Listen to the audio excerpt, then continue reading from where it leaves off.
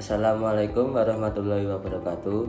Kami dari kelompok 7 yang terdiri dari saya, Syafara Ananda Ramadan, Sasna Azizah Ajilia, Tiara Afifa, Sheila Bella Dina.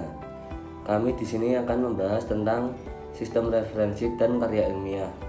Berikut penjelasan yang akan kami tampilkan.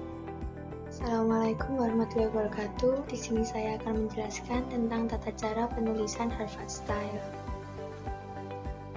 Asal mula penulisan Harvard Style adalah dari makalah karya Edward Lauren Mark, Hersey Profesor Anatomi dan Direktur Laboratorium Zoologi di Harvard University.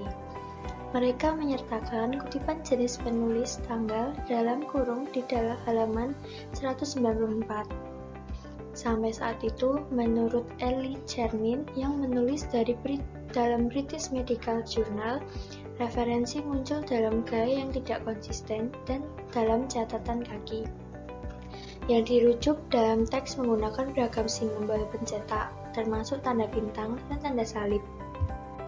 Sedangkan catatan editorial dalam British Medical Journal tahun 1945, anekdot yang belum terkonfirmasi menyatakan bahwa istilah sistem Harvard diperkenalkan oleh pendatang dari Inggris dan ke perpustakaan Harvard University, yang terkesan dengan sistem kutipan itu dan menamainya sistem Harvard saat ia kembali ke Inggris. Penulisan Harvard Style biasa digunakan dalam sebuah penulisan karya ilmiah seperti jurnal, tugas akhir, tesis, disertasi, dan laporan penelitian, dan menjadi hal yang penting untuk menyajikan secara detail sumber-sumber informasi dalam sebuah tulisan.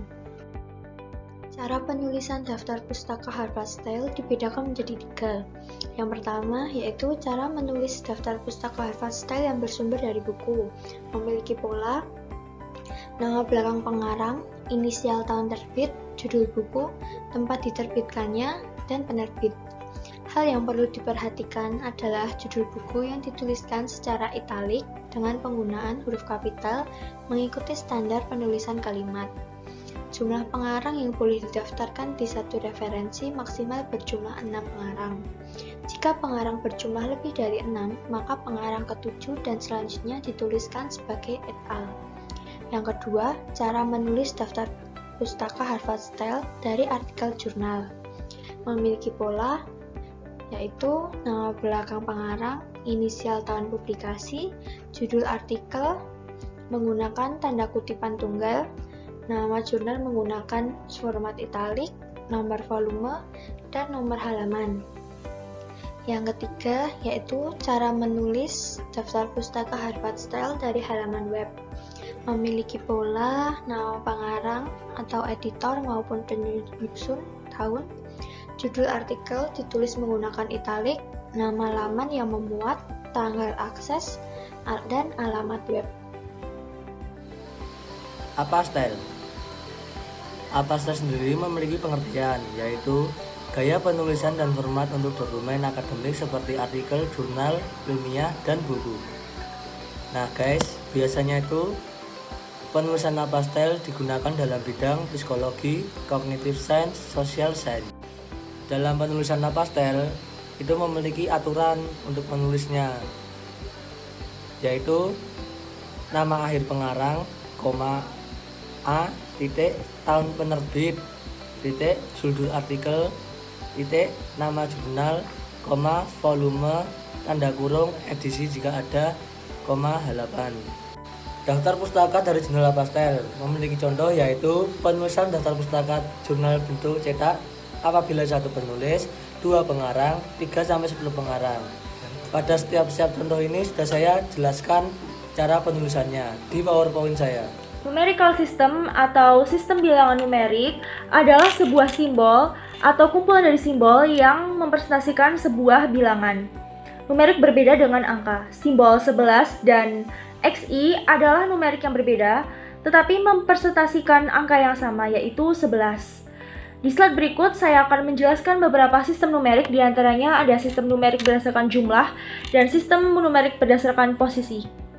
Sistem numerik berdasarkan jumlah terdiri dari 2 jenis, yaitu sistem numerik unary dan sistem numerik angka Romawi. Sistem numerik unary adalah sistem yang paling sederhana. dan sistem ini sering dipakai untuk melakukan pemungutan suara atau voting. Kerugian penggunaan dari sistem numerik unary adalah sistem ini membutuhkan tempat yang besar. Lalu berikutnya adalah sistem numerik berdasarkan angka Romawi. Sistem numerik berdasarkan penambahan adalah angka Romawi yang mana dituliskan dengan simbol dari angka yang tersedia, kemudian ditambahkan atau dikurangkan. Berikut merupakan contoh dari sistem numerik angka Romawi. Angka Romawi ini digunakan di Eropa sampai abad ke-15 dan memiliki kekurangan yang mana sistem ini tidak memiliki angka 0. Sistem numerik berdasarkan posisi terdiri dari dua jenis, yaitu basis eksponen sunting dan faktoradik sunting. Pada basis eksponen sunting, menjelaskan setiap angka pada posisi tertentu, nilainya adalah sebesar angka tersebut dikalikan basis dipangkatkan posisinya. Berikut merupakan contoh dari sistem basis eksponen sunting. Seluruh sistem tersebut menggunakan eksponen, berarti setiap angka pada posisi tertentu nilainya adalah sebesar angka tersebut dikalikan basisnya dipangkatkan posisinya. Lalu yang berikutnya adalah faktoradik sunting. Faktoradik sunting menggunakan pengali yang berbeda untuk setiap posisi bilangannya.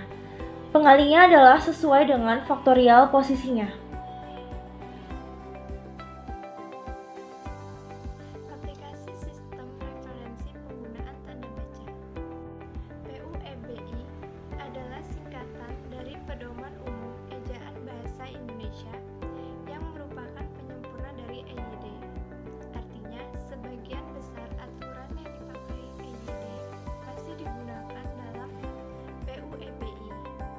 PUEBI ditetapkan dari Ejaan Bahasa Indonesia melalui Peraturan Menteri Pendidikan dan Kebudayaan Nomor 50 Tahun 2015. Tanda baca adalah simbol untuk menunjukkan struktur dan organisasi suatu tulisan serta intonasi jeda yang dapat diamati sewaktu pembacaan.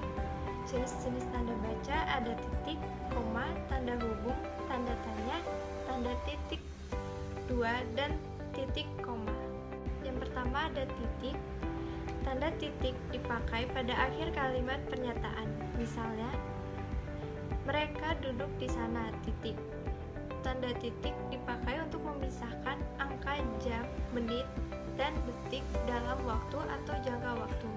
Misalnya, 01.35.20 yang berarti 1 jam 35 menit 20 detik. Tanda titik dalam daftar pustaka di antara nama penulis, tahun, dan judul tulisan.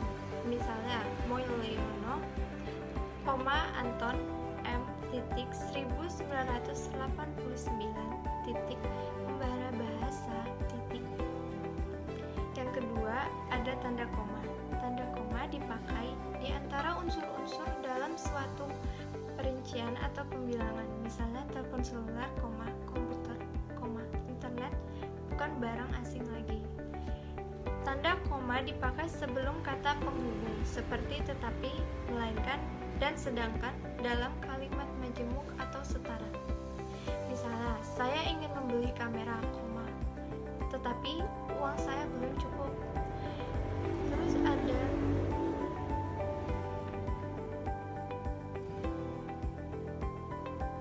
tanda koma dipakai untuk memisahkan anak kalimat yang mendahului induk kalimatnya. Misalnya, kalau diundang, saya akan datang.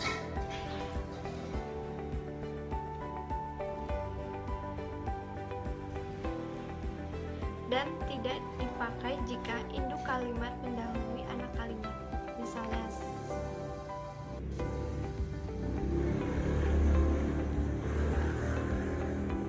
tanda dan tidak dipakai jika induk kalimat mendahului anak kalimat. Misal, saya akan datang jika diundang.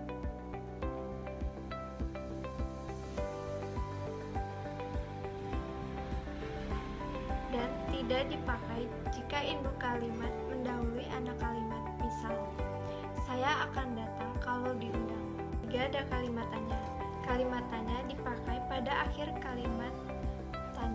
misalnya kapan Hari Pendidikan Nasional diperingati. Tanda tanya dipakai di dalam tanda kurung untuk menyatakan bagian kalimat yang diasingkan atau yang kurang dapat dibuktikan kebenarannya. Misalnya, Monumen Nasional mulai dibangun pada tahun 1961. Buka kurung, tanda tanya, terus tutup kurung. Yang keempat ada tanda hubung untuk menandai bagian kata yang terpenggal oleh penggantian baris.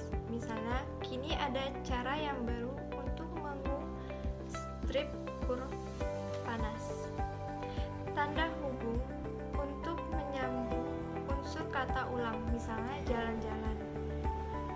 Dan tanda hubung untuk menyambung tanggal, bulan, dan tahun yang dinyatakan dengan angka atau huruf dalam kata yang dieja, misalnya 04/03/2002.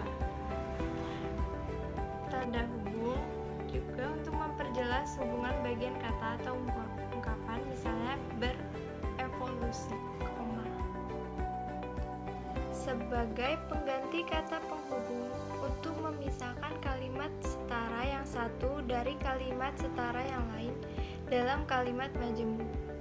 Misalnya, hari sudah malam, titik koma, anak-anak masih membaca buku. Dan tanda titik koma juga dipakai pada akhir perincian yang berupa klausa. Misalnya, syarat penerimaan pegawai di kantor adalah 1. Berkewarganegaraan Indonesia, titik koma. 2. Berijazah sarjana S1, titik 2. Yang terakhir untuk memisahkan bagian-bagian pemerincian dalam kalimat yang sudah menggunakan tanda koma. Misalnya, ibu membeli buku, koma, pensil, koma, dan tinta, titik koma, baju, koma, celana, koma, dan kaos, titik koma, pisang, koma, apel, koma, dan jeruk. Yang terakhir ada tanda titik 2 yang dipakai pada akhir suatu pernyataan lengkap yang diikuti penjelasan. Misalnya, mereka memerlukan perabot rumah tangga, titik 2, meja, kursi, dan lemari. Tidak dipakai jika penjelasan merupakan pelengkap yang mengakhiri pernyataan. Misalnya, kita memerlukan kursi, meja, dan lemari. Titik 2 dipakai sesudah kata ungkapan yang memerlukan pemberian. Misalnya, ketua, titik 2, Ahmad Wijaya. Tanda titik 2 juga dipakai dalam naskah drama sesudah kata yang menunjukkan pelaku dalam percakapan. Misalnya, ibu, titik 2, bawa koper Muna.